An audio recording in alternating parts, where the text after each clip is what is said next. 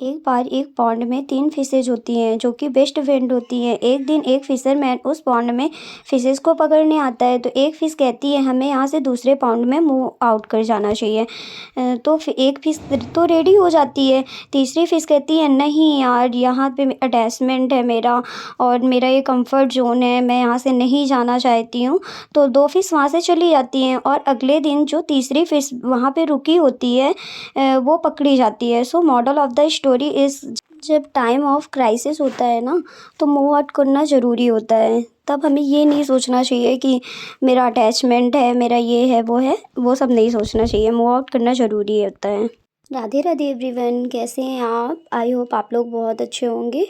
और आज आपके साथ मैं कोई स्टडी व्लॉग्स नहीं शेयर करने वाली हूँ। आज का व्लॉग होने वाला है ये दिवाली क्लीनिंग पे।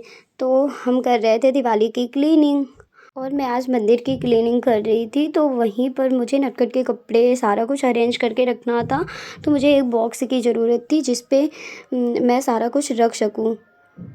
मैंने भाई से बोला कि मुझे एक बॉक्स दे दो, तो वो लेके आया। वो माँ के शादी वाला बॉक्स था जिसमें माँ की बहुत सारी चीज़ें थी। तो मैंने आपको दिखाया है पहले जो जो भी कुछ दिखाया है। वो एक था फूल काटा जो माँ बालों पे लगाती थी, सिल्वर का था वो। और मैंने आपको दिखाया है गुलाब के फूल का, वो जो जयमाला पहनाते हैं ना शादी पे, तो वो पूरे उसको सेव करके रखते हैं, तो वो रखे रखे मतलब कचरा ही हो जाता है। और यहाँ पर मैं चुन्नी वगैरह सब रख रही हूँ, मतलब कि जो वेस्ट हो गई थी उनको अलग और जो अच्छी थी उनको अलग। मुझे कमेंट करके बताना कि आपकी दिवाली क्लीनिंग कैसी चल रही है। तो यहाँ पर मैं वही सब अरेंज करके रख रही हूँ। 1 वीक से मेरी पढ़ाई बिल्कुल भी नहीं हो रही है बिकॉज़ मेरे भाई की तबीयत बहुत ज़्यादा क्रिटिकल हो गई थी, तो हम लोग हॉस्पिटल में ही थे और अभी वो पहले से बेटर है। डॉक्टर ने स्पेशली बोला था कि उसे अकेला नहीं छोड़ना, उसके पास रहना है बिकॉज़ मेंटली इशू था। तो फिर मैं उसी के पास ही थी, तो मैं कुछ कर ही नहीं पाई पढ़ाई वगैरह। तो फिर मैंने सोचा कि चलो आज स्टडी करते हैं, बट स्टडी करने का वही नहीं बना। मुझे थोड़ा सा गंदगी रूम में दिखी, तो मैंने सोचा चलो क्लीन कर लेते, वैसे भी करना ही है। तो वही मैं क्लीनिंग करी। और ये देखिए झूला नटखट का फर्स्ट झूला था और पहले से ही बहुत ज़्यादा बेकार हो गया था, फिर मैंने इसको कुछ डेकोर किया था। और अभी आपने जो देखा ना, ये सिंहासन मैंने बनाया था। और ये कुछ बुक्स हैं जो कि ऐसे ही पड़ी थी, तो मैंने कहा इन्हें अच्छे से रख देते हैं। और यहाँ पर देखिए नटखट के मुकुट वगैरह, मैंने नटखट के मुकुट का वीडियो भी शेयर किया है नटखट के चैनल पे, जिसका नाम है शिवी वंशोल। तो आप उस पे जाके देख सकते हैं। और तब तक ये सब करते करते 1 बज गए थे। तो यहाँ पर मैंने नटखट के लिए बनाया चीला, जो कि नटखट पाएंगे, उनको चीला बहुत पसंद है। बट माँ ने सुबह खाना बनाया था बट उन्होंने नहीं खाया था, तो मैंने कहा चलो बना देते हैं उनके लिए। तो हमारा चीला भी हो गया है बनकर रेडी। और इनको खिलाने के बाद मैंने बाकी के सारे काम अपने फिनिश किए। देन लास्ट में मैंने अपने स्टडी टेबल को क्लीन किया है। बहुत ज़्यादा डर्टी हो गया था, ब्लैक ब्लैक सा दिख रहा था, वीडियोस में नहीं समझ में आ रहा है। बट पता है मैंने पहले इस पे कॉलिन स्प्रेड किया, देन अपने हाथों से इसमें अच्छे से रगड़ा और फिर रुमाल से इसको पोंछा। तो यहाँ पर मैंने एक बार किया बट फिर भी नहीं क्लीन हुआ, तो मैंने दोबारा फिर से डाला और जहाँ जहाँ गंदा था वहाँ मैंने फिर से दोबारा क्लीन किया। और इसके पीछे भी मैं क्लीन करूँगी। बट इसे क्लीन करते हुए मेरे माइंड में यही ख्याल आ रहा था, यार मैं इसको वॉश क्यों नहीं कर लेती, मैं कर सकती हूँ बट मैंने नहीं किया।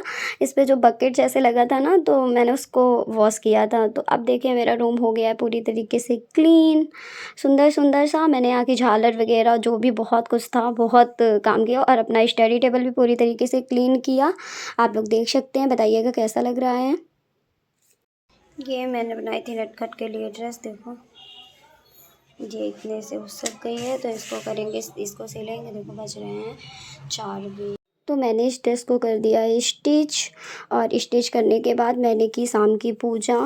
और पूजा करने के बाद नटखट को आपको दिखाती हूँ, कितने प्यारे लग रहे हैं, बहुत प्यारे हैं, तो मस्त सुंदर से मेरे नटखट।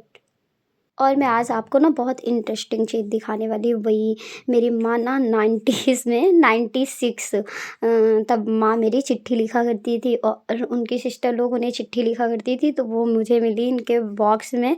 तो वो मैं आपको पढ़ के सुनाने वाली हूँ और दिखाने भी वाली हूँ। यहाँ पर मैं बना रही हूँ दलिया, शाम को बनाई थी दलिया।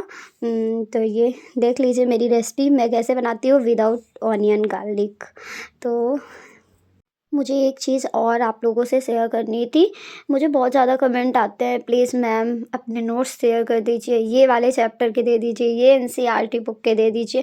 तो यार मैं सीधा-सा बोलती हूँ, देखो यार किसी के नोट्स कभी किसी के लिए यूज़फुल नहीं होते, क्योंकि हम वही लिखते हैं जो हमें आ रहा है। मान लो मेरे नोट्स हैं, मैंने लिखे, जैसे मैं नोट्स बनाऊँगी तो मैं देखूँगी मेरे को क्या आ रहा है, क्या नहीं आ रहा है, तो मैं वो लिखूँगी जो नहीं आ रहा है, और जो आ रहा है वो तो मैं नहीं लिखूँगी।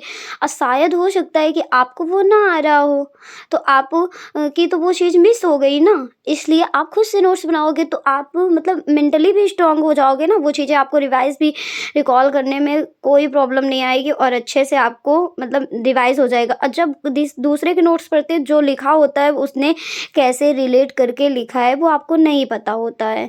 तो यहाँ पर मैंने बना ली है दलिया, और दलिया बनने के बाद अब हम नटखट के लिए सबसे पहले सर्व करेंगे और उन्हें देंगे, वो खाएंगे सबसे पहले दलिया।